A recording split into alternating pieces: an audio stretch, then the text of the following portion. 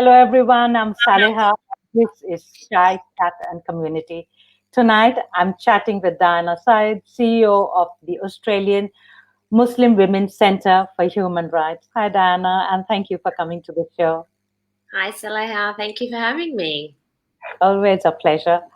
Diana, before we start with questions, do you want to tell our viewers about yourself, please? Sure. Well, before I start, I'll just like to acknowledge that we're all virtually signing in from our respective digital devices this evening on the stolen lands of the Indigenous and First Nations people of this country, and to acknowledge that sovereignty has never been ceded. And I'm currently in Naarm, Melbourne, on the lands of the Wurundjeri people of the Kulin Nations. So welcome, everyone, and thanks for having me. I'm Diana. I'm the CEO of the Australian Muslim Women's Centre for Human Rights, and I don't know who might know me on the call this evening, but it's a pleasure to be here. And yeah, our centre is not new. It's been around for about 30 years, and I've been in the role for just over a year now. And it's definitely been a trying year, as everyone knows. The 2020 is definitely, has been trying. Yes, very trying.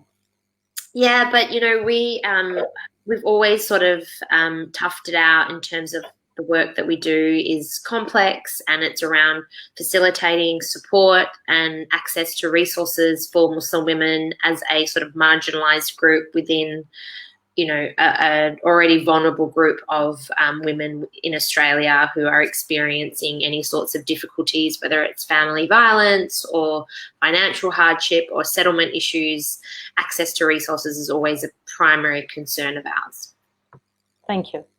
So you are a lawyer by profession. Why did you choose to study law?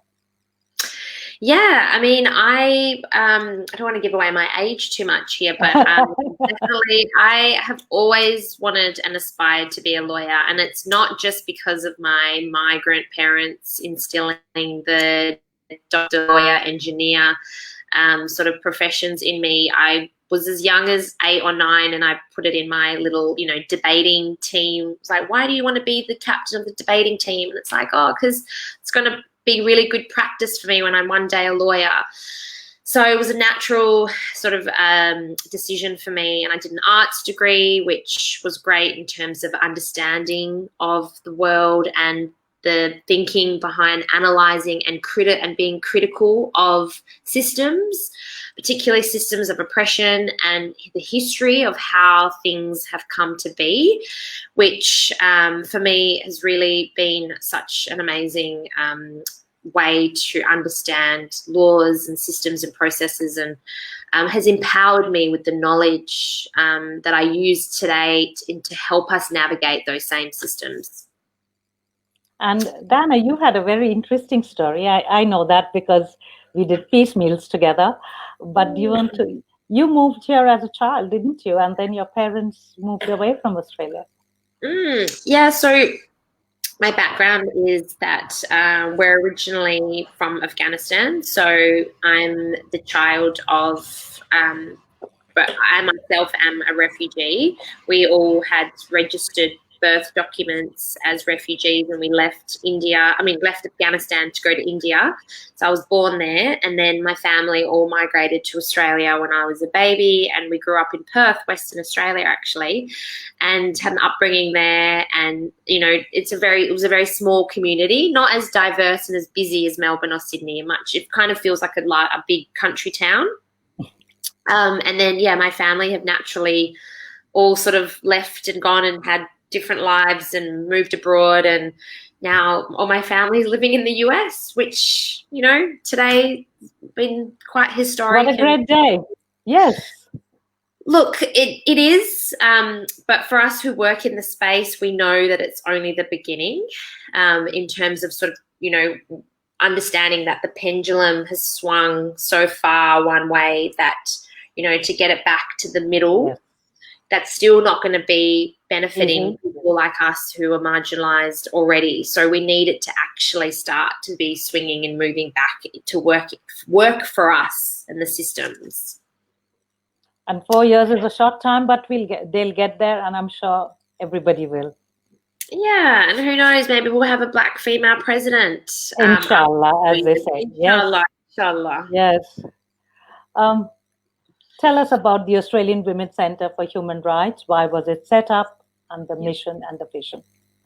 Yeah, so our sort of vision is around equality without exception for all Muslim women, irrespective of your background, your faith, how religious you are. We're actually a non-faith-based organisation. Like, if you don't identify, you've come from that area, but we don't use religion as part of our understanding of our theory of change. What we use is a feminist leadership model and a human rights framework for about empowerment of Muslim women, and understanding that we all have agency to self-determine our own lives, and that it's about building capacity of Muslim women and giving them the tools to be able to make the decisions and to navigate the systems and the very real structural barriers that exist for Muslim women in Australia.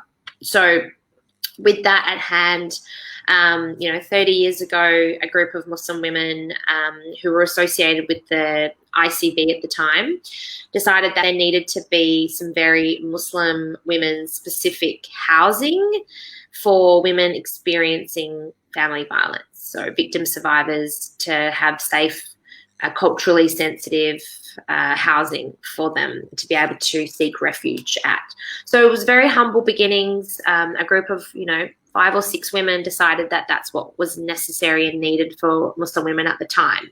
And as we all know from reading, it's actually been the shadow pandemic, if not sort of something that we've been in crisis mode for a number of years now, particularly battling family violence and the spikes and the peaks that we've seen during the pandemic this year. It touches everyone, irrespective of your cultural background or your socioeconomic status, whatever your differing abilities are. So I always like to premise any discussions of family violence with that, because, it's not culture. It's just the way that culture plays out is that family violence presents differently. But it's all part of the same continuum of power and control from perpetrators, whether it's spiritual abuse, financial abuse, emotional abuse, what we're seeing now in the debates around coercive control. And these are the sorts of different ways that it manifests in the Muslim community. So 30 years ago, and so it's slowly evolved from there, and it's had different iterations. It actually used to be called the Islamic Welfare Women's Council, and then it's changed its name to the Australian Muslim Women's Centre, because we're very much a human rights defender in that we have a social justice lens to access. Naturally, when you're trying to shift and build power and change the status quo, you naturally have a more social justice an equitable approach to the work. And so we've evolved over time to expand our work into to settlement work with newly arrived refugees and migrants, navigating the systems, whether it's access to Centrelink, getting Medicare, whatever it is, resettling in regional and rural Victoria. And then and then our family violence casework has sort of evolved over the years as well. And then above those sorts of programs and casework, sitting above that is our research. We ground all of our work in evidence-based, deeply embedded with academic institutions and partnerships research. Because if we notice and see issues and patterns emerging within our casework and our programs, we don't just want to keep doing that and hoping that there'll be some systemic change at that higher policy advocacy level. So then we will do a lot of research, and then off the findings and recommendations of the research, we will then push for that systemic sort of higher level policy change. So it's kind of grown, but we're still very much embedded in community, which I think makes us very much an outlier in that we are all Muslim women driving the change for Muslim women. which in the non-for-profit sector, I don't know if people listening in are from that sector, it's very modeled very differently. It's, white organizations that have multicultural or bicultural workers who might come in and consult or co-design. We don't have that model. We're very much about divesting that model and being very deeply embedded in the grassroots and community, because we know the solutions to the problems that present in our own communities, and we just need to divest the resources to us so that we can drive that change. So, so it's evolved over time, and we do reports and research, and we testify inquiries, and we do legal policy submissions, and it's all very, about the priorities of the government of the day, whether it's Victorian or federal. So, yeah. Why only women? Why not all migrants? I know you told me the services that your organization offers, but why did you choose to do only women? We work with young women as well, so not just like older women. We have women who are working with us from 15 to 75. So it's a really large age bracket for women. We run leadership courses, financial literacy courses for women. But for us, it's really about grounding how we understand women's particular vulnerability in the system to navigate spaces, and that we really want to arm them with tools to self-determine their own lives, and that they can be those agents of change. And if you've ever met a Muslim woman before, we're not the submissive type. We want opportunities, and we want to self-determine our lives. And, we have, there's so much nuance that gets lost when we're just all clumped together as Muslim women. We have 178 different ethnic groups represented at our centre. So the spectrum and diversity of Muslim women can't be defined by one iteration of it. And we represent that diversity very strongly. But it really is about focusing on the very marginalised and highly vulnerable community and providing support to them, because there's just been a gap in the space. Somebody wants to, hello Libra, she wants to know your website. Yeah, I can send it to you. It's just actually, we're about to launch our new website. So if you want, you can send your email and we can add you to our listserv, because our old website, although it's still functioning, it's a little bit redundant at the moment, because we're about to roll out and go live with our new one, which is really exciting. And all of our comms. So please do follow us on Instagram, Twitter, like us on Facebook, and we're also on LinkedIn as, so we're the Australian Muslim Women's Centre for Human Rights, but our acronym is AMWCHR, so amateur. So I hope, Libra, I hope you're listening in. And Diana, just for other women, would you mind repeating that again? Yep, absolutely. So I'm just wondering if I can just put it in. I'm going to see if I can put it in here. So at AMWCHR. Sorry, so that I'll just put it in here so that yes. At AMWCHR.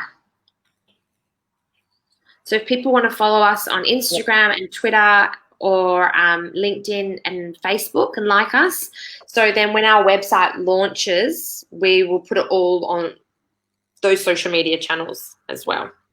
So anyway, whoever, ladies, whoever wants to follow the organization, please the social media handle is here. Yes. Yeah. We've got some great resources and some amazing campaigns coming up. We've got an e-children's book for parents who might need some support on how to deal with Islamophobia and bullying of their children at school. And we also have, I don't know if that's going to be your next question, Saleha, about how we yes, that is going to be my next question. You have ongoing program for parents, young women, and also for new migrants. With capacity building programs while they navigate through their permanent residency. Can you please share how the women can access this program? Before you start, I think there's just another message. Thank you. So proud of you and your team. God bless you and the wonderful work that you're doing. That's really lovely. Thank you for that. And I can't wait to be able to launch our website so we can showcase in full all of our programs and our policies and our research, and how people can reach out to us and join our our listserv for emails, because we'll be having newsletters as well that will go out. But how you can get involved, as I said, join us, follow us on the socials, but we also have set up during COVID a women's support line. So in addition to our parenting support and young women's programs and leadership programs and all the capacity building programs in community with migrant and newly arrived refugees, we've set up a women's support line so you can call in and get support, because there's a lot of women that just, might need digital support, homeschooling support. This was all sort of in peak COVID, but it also, if you need any other support, you can call the women's support line, even if you just need emotional and cultural sort of support, but they will help navigate the internal sort of different teams that we have for people. Even if you just want to get some advice on family, if you're experiencing family violence, please do give us a call. Okay, so going back to our question before I interrupted your flow, sorry, the ongoing program for parents and new migrants and young women. Yeah, so we have a range of different programs, and it's mainly to provide families and parents with that additional support they might need, whether it's children experiencing, issues at school, or they are being bullied, or if children are struggling to settle in. And a lot of that is around arming parents with the right tools around for skills for parenting, communicating with their children, setting timetables and boundaries around screen time, whether people just need to understand, different sort of mental health that their teenagers might be experiencing, indicators for autism or other mental health issues that sort of culturally we don't talk about that openly. So it's about providing support to mothers and parents whose children might be having those issues. So it sort of varies around just primarily whatever issues that mothers are having with their children that we provide that support for. Diana, all these programs, are they in English? Are they in any other language? Yeah, we have staff that convene the programs in different languages. So we have Arabic speakers, Dari speakers, Farsi speakers, Urdu speakers. I'm trying to think who else on staff. We did have a young women's leadership in Somali, leadership program in Somali, but she's no longer with us. So yeah, they actually can be done in different languages as well. And often it's dual, so it's English, but they also have staff that have different language abilities on hand. There is another message for you here. I'm guessing you can read it. Great.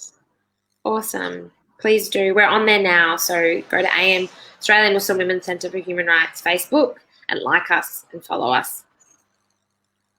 I will hear.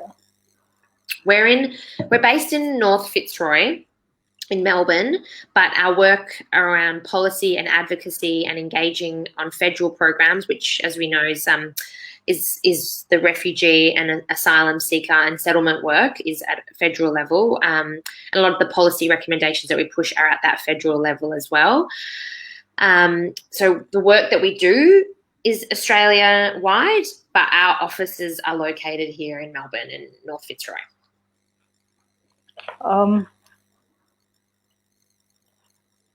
Last question of the evening.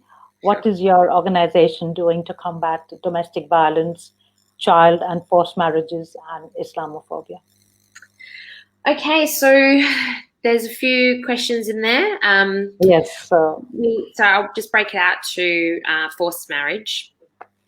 We actually engage quite closely with the Department of Home Affairs in their modern slavery and human trafficking legislative framework around sort of delinking the criminalisation process if young women are experiencing or potentially could experience forced marriage, and what does that mean within the family unit. Because we know that our communities are already experiencing a lot of surveillance from police.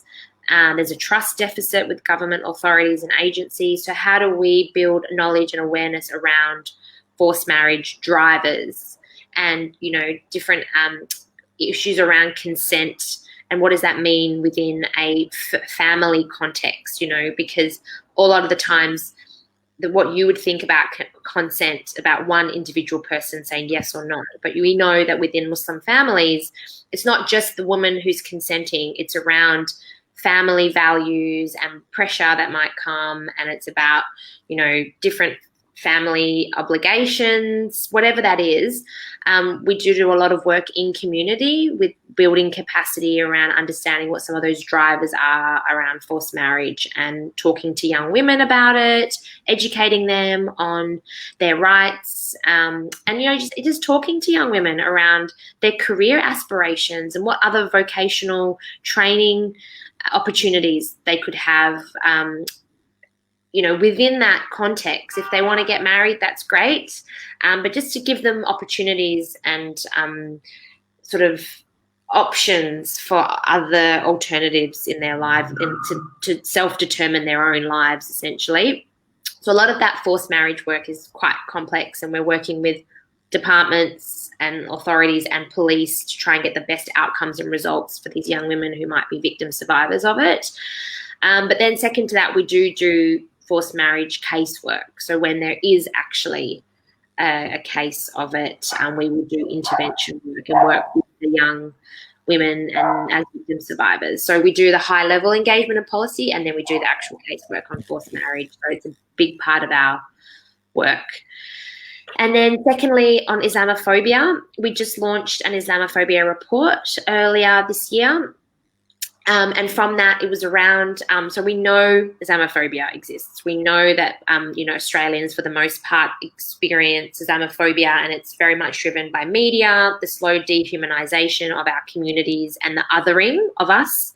And so we know that. We know the rates, we know the extent of it, we know it's an issue.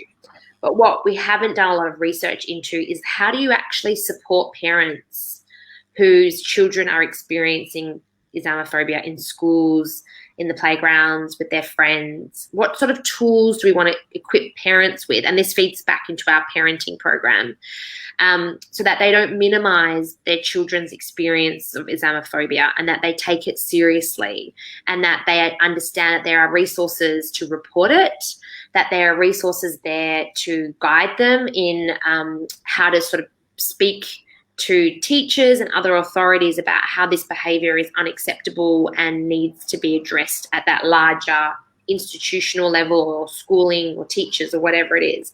And so then from that research, we developed an online children's book for parents to be able to have that conversation with children a little bit easier.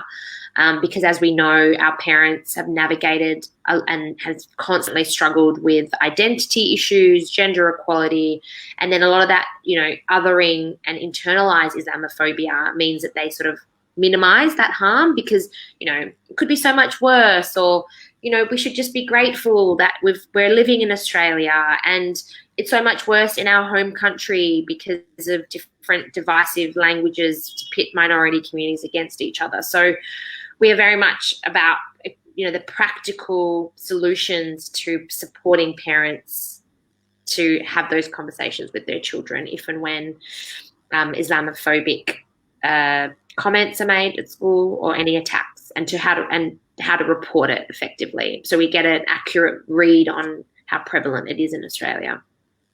Wow. We talk domestic violence in a bit. Just show you a comment that's come through for you, Diana. Oh, great. That's lovely. Thank you for the support. And the person who asked you about your address is located in Adelaide. In Adelaide. So, and there is someone who says hello. Okay. We are good. Thank you, Naman. How do you combat domestic violence? I mean, that seems to be just, increasing day by day. And it's not just any one community. It's not among Muslims. It's a universal problem. We all know that. And yet, I know I've had Vic Police on my show, and they've talked about it. Yet we can't seem to be getting a handle on it. Numbers just keep increasing. Yeah, so it's how long's a piece of string in terms of how much time do you have to discuss such a huge systemic issue like family violence, when we know that that's the shadow pandemic. Really, that's we reached crisis points on this years ago, and I do see it as I think the coronavirus this year has really increased people's understanding of what prevention looks like, in terms of taking all the appropriate measures to make sure that longer term you can curtail the spread and you can manage it and you can effectively reduce it down to zero, which we're at now for day 9 in Melbourne. But when you talk about prevention and funding prevention programs and education programs and awareness raising programs to address what we see as drivers of family violence, whether that's toxic masculinity, educating men who are perpetrators, in how to manage anger, or the different indicators of power and control that actually amount to, precursors for fatalities for women. A lot of that is actually education at a very young level as well. And, schooling programs around bullying, socialized behaviors and conditioning for men, which we know are predominantly the perpetrators in Australia. And people often say, it's not just men, and actually it's not. That's correct. But it is a large proportion of men. And as we know, family violence is a gendered crime. So for me, it's about the prevention of family violence. It's great to fund more women's refuge and fund court systems so that there's an actual listing within the family law system for family violence victims, more training of female and culturally sensitive police officers who intervene when 000 is called to arrive at people's houses. But that's intervention work. That's when the abuse has been happening.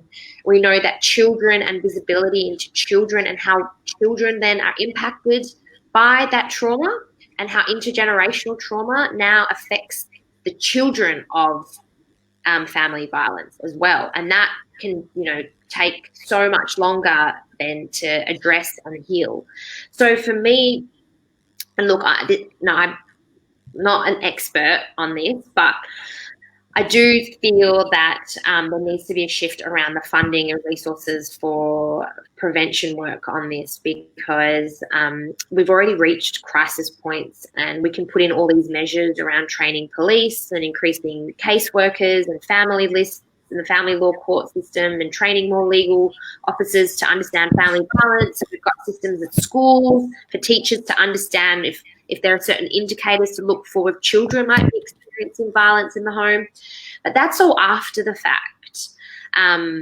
And so how do we actually get to the root cause of why men perpetuate violence against women? And that's the very real system of patriarchy that we live in, the different, the gender inequality that women experience, how we've been conditioned, and how we've been socialized from a very young age. Even from, babies, people are fed different ideas on what gender is. And we're moving Yes. We're moving to, understanding of non-binary gender norms, and our communities, whether you're Muslim, whether you're Jewish or whatever, we have to understand how change happens, and these ideas need to be implemented and accepted, that we have to grow and change and do things differently if we're going to address the very real systemic issues, because we're having one woman die a week, more than one woman die a week.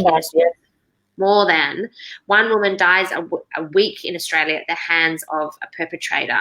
So for me, that is more than the current global pandemic that we're seeing. It's the shadow pandemic. It's something that, because we live in the patriarchal and there are men who are legislating for our bodies and our minds and our access to resources, we don't have that political will. So we have to keep agitating, keep organizing, keep building power, keep talking truth to power, and keep getting that pressure on policymakers to fund that root causes of family violence. Thank you, Diana. Wow. It never ends. We've actually been having some technical issues. I keep getting these pop-ups saying that WebEx is having technical issues. So Great. Thank you so much. But thank you for everything that you've said tonight. I hope there are women out there who contact you. Thank you for coming to the show. Thank you, Saleha. And if there are any people who are experiencing family violence, I just want to also state again that you can seek out any services. There's a service called Safe Steps that is it's a crisis support line that you can call if you just want to Google Safe Steps. It's a 1-800 toll-free line that you can call and access crisis support at any time, 24/7. There will be translators that they can have on hand. So if you or your family or anyone that you know is experiencing family violence, please contact Safe Steps. Here you go. Thank you. Thank you. Nice. Thanks, Saleha. Thank you, Diana. And no worries. Stay well, stay Always safe. A pleasure. Okay, Right. bye. See you later. Have a good night. Bye. You too.